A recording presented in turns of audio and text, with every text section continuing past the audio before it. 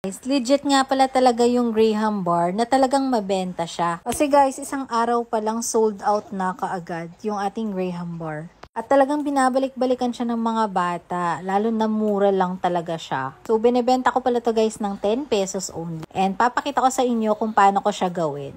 Hindi ako gumamit dito ng creme densada and condensed milk. Pero ang ginamit ko lang dito is yung Graham cracker, of course. Tapos, yung Lara Ice Cream Premium Premix na vanilla flavor. So, naglagay lang ako dito ng 800 ml na cold water. At paunti-unti ko lang guys, hinalo yung ating premix dito sa cold water. Para ma-achieve natin yung ganitong consistency at mag-yield talaga siya. So, kalahati lang pala guys ng Lara Ice Cream Premium Premix yung ginamit ko dito. And yung naging yield niya is 2 liters guys. O diba sobrang dami. And enough na siya guys para dito sa isang tub or Tupperware. So sa isang Tupperware guys, nakagawa tayo ng 36 squares ng Graham bar.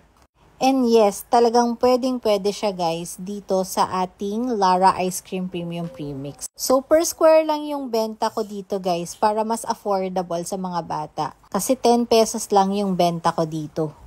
And ganito na siya kakapal guys, as in. So, medyo nag-struggle lang ako dito sa pagbalot kasi hindi ko pa talaga alam or hindi ko pa kabisado yung pagbabalot dito sa Graham bar. So, eto